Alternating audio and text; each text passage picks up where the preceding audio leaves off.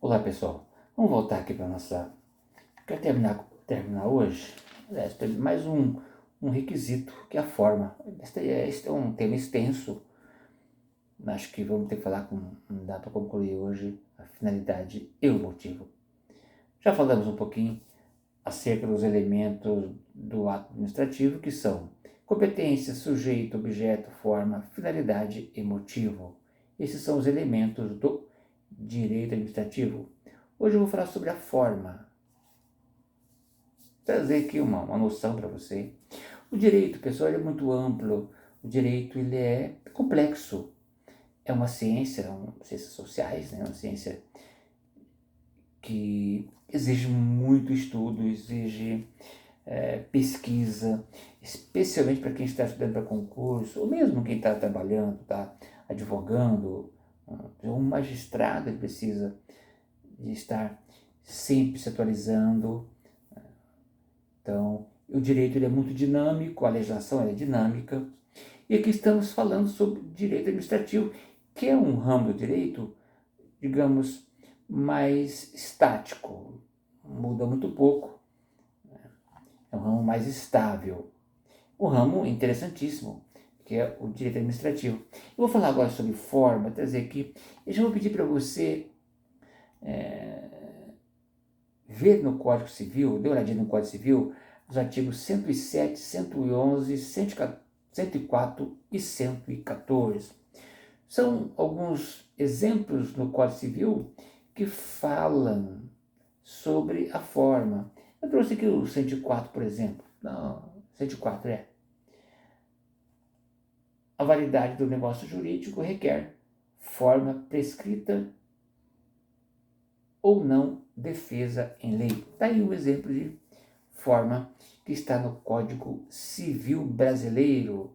Se você é estudante, é concurseiro, você tem que olhar esses dispositivos, e claro, há outros dispositivos no Código Civil. Também no processo civil também temos algumas há muitas formalidades, né? O interessante é que em termos de forma, em termos de formalidade, o particular ele tem uma maior liberdade, né? Ele faz aquilo que a lei não proíbe. Já a administração é um pouco diferente. Já a administração pública só pode exteriorizar o seu ato de acordo com a lei, ou seja, na forma escrita, enquanto que o particular ele tem uma liberdade, livre forma de exteriorizar suas ações. Na administração, a regra é a forma escrita. Você vai ver na frente, tem algumas exceções. Tem forma verbal. Então, pessoal, dê uma olhadinha nesse artigo que acabei de mencionar. E seguindo que, como eu falei, que nem sempre a regra é absoluta, né? Há algumas exceções, né, de forma que não submete à forma escrita. Qual seria o exemplo de um ato administrativo de forma não escrita? Muito corriqueiro, nosso dia a dia. Né? Por exemplo, um gesto. Né? Um gesto o agente de trânsito, ele exerce alguns gestos. O apito também, né? É um ato de emitir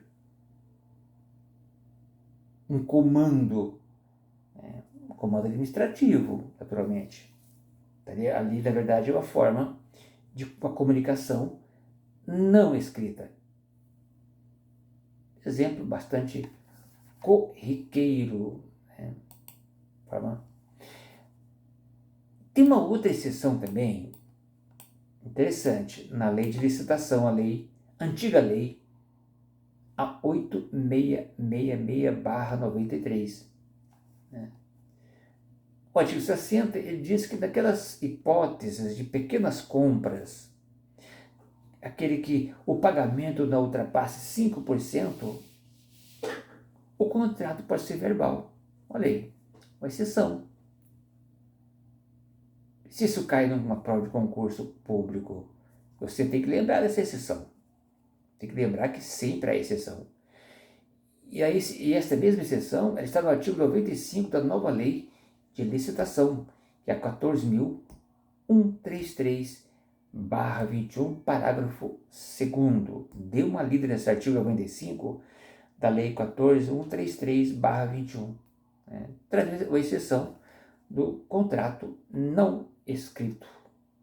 A regra, né, é o contrato escrito. Olha aqui, forma escrita, né? Está no slide. O ato pode ter forma escrita ou verbal. Por exemplo, mais alguns exemplos, um decreto, uma portaria, uma resolução, são formas de comunicação, né, escrita. Você deve ter ouvido falar sobre um decreto presidencial, uma portaria, especialmente, portaria usa bastante portaria no âmbito da justiça, né, no judiciário, mas também no âmbito administrativo temos também portarias delimitando uma série de atividades, né, dos servidores, por exemplo, até do administrado também. Nesse caso, como eu acabei de falar, resolução, portaria, decreto, são também uma forma restrita, né, de comunicação. E tem a forma ampla. Por que ela é forma restrita? Né? Porque ela é delimitada. É um decreto. Pronto. O decreto ele é único, ele não há necessidade de uma outra formalidade. Né? Portaria também. Ela é uma forma única. E já tem a forma ampla, não só a exteriorização do ato, mas também todas as formalidades que devem ser observadas no ato, englobando, por exemplo, o sujeito, o objeto, a forma, o motivo e a finalidade. Mas em que hipóteses, né, eu tenho essa forma tão ampla? Um edital de concurso, um edital de licitação. Tá? Esses editais, eles são abrangentes, exigem uma maior formalidade, alguns requisitos, né, que eu acabei de falar para você: competência, sujeito, objeto, forma, finalidade e motivo. Né? Interessante isso aí. Temos assim também que o aspecto formal é de maior relevância do que no direito privado. O direito privado, gente, no âmbito privado, há uma liberalidade maior.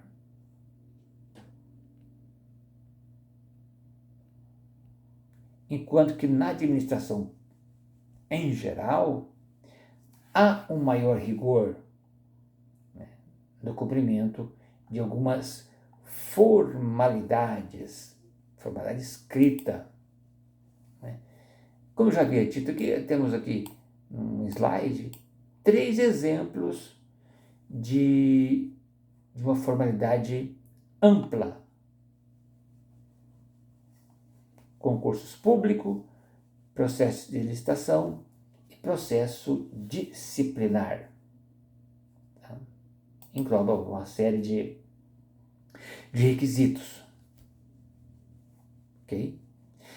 Pessoal, também há um decreto 9.094 de 2017, regulamentado pela Lei 13.460/17, que, em suma, dispensa a formalidade do reconhecimento de firma, autenticação do documento. Claro, documento produzido dentro do país. Deu uma direção nessa Lei 13.460 que fala sobre a dispensa, né, do reconhecimento de firma e autenticação. também no âmbito da formalidade. Ainda falando em lei, há também uma outra lei, 13.726, que racionalizou os procedimentos no âmbito da administração pública, em todas as esferas: União, Estado, Distrito Federal e municípios. É o selo, né? É o selo da desburocratização e simplificação. É uma lei que eu acho que quem está estudando tem que conhecê-la. Não tem como. Eu peço que você dê uma olhadinha nos artigos 3º, 7º e 9º. 3 artigos importantes. É a tal da desburocratização e simplificação dos atos na administração pública. Tá? Aí você pergunta, mas Sidney, onde você acha tantas leis? É a doutrina. A doutrina que traz todo esse arcabouço legislativo importante, né? Ainda no tocante à forma, como eu já tinha dito no começo, né, nós temos aqui a forma verbal como uma forma excepcional, aquilo que eu acabei de falar. Né? E temos também outras formas de comunicação também. Por exemplo, um cartaz, placas, né, expressa, na verdade, o que a administração pública quer. Por exemplo, uma placa proibido estacionar, placa de trânsito, é também uma forma de comunicação. Né? Por exemplo, há uma placa, por exemplo, proibido fumar. Essa placa ela não é colocada pelo particular. Essa proibição ela não pode ser imposta pelo particular. Somente a administração pública é que pode, na verdade, proibir algo ou permitir algo. Ok? Isso é interessante. Até o silêncio pode significar uma forma de manifestação da vontade. Assim, vai depender se a lei prevê isso. Prevendo, o silêncio também é uma forma de manifestação da vontade. Interessante, né? Temos também que uma outra lei, também dentro dessa temática, que é a Lei 14.129 de 21. Ela se dispõe sobre a administração digital, o governo digital. Ela prevê a prática de alguns atos processuais por meio digital. Sem dúvida, obviamente que foi um grande avanço no presente século. Essa lei é uma lei ultramoderna, vale a pena você ler pelo menos uma vez a lei, tentar entendê-la. Porque quando se trata de algo moderno, pessoal, isso pode ser cobrado. Tranquilamente pode ser cobrado numa prova de concurso. Agora, quando estamos falando de forma, né, e também quando a lei exige a motivação do ato administrativo, ou seja, a exposição dos fatos do direito que embasam o fundamento para que a prática de determinado ato, a sua ausência torna o ato ilegítimo. Né?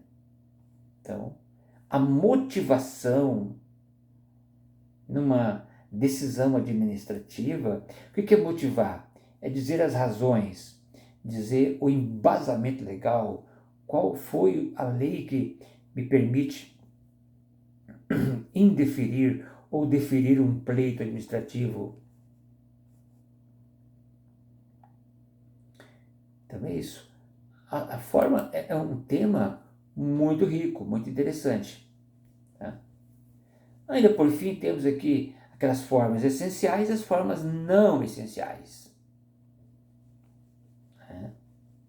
Até coloquei aqui no slide que a forma pode ser o ato administrativo classificado como formas essenciais e não essenciais. Por exemplo, um processo disciplinar é o quê? É uma forma essencial. Concorrência também, porque a ausência de certas formalidades vicia o ato, invalida o ato. Então, tem que pensar nisso. Peço que você dê uma lidinha nas formas essenciais e as não essenciais. Dê mais uma olhadinha lá. Ok? É isso. Nós por hoje ficamos por aqui. Depois eu volto a falar com você sobre a finalidade. O que é administração pública? Objetivo, qual o final, a finalidade de algum ato administrativo? Também é interessante, né? A finalidade, ele busca um resultado. O que a administração pretende, né, com a prática de certo ato administrativo? Então, se eu quero licitar, se eu quero demitir, é uma finalidade do ato. Ok? É isso aí, pessoal. Volto em breve. Muito obrigado pela atenção. Estude. Eu estou só batendo um bate-papo com você aqui. Não é, na verdade, não estou te ensinando direito. Estou só passando para você algumas informações relevantes e que, para quem está estudando, né, precisa aprimorar. Precisa, na verdade, cotejar diversas doutrinas, especialmente para concurso de nível superior. Você tem que ler a doutrina com muita força, com muito vigor, né? Ok, turma, obrigado. Eu volto em breve para falar com você sobre finalidade e depois o motivo. Beleza? Boa noite. Tchau, tchau.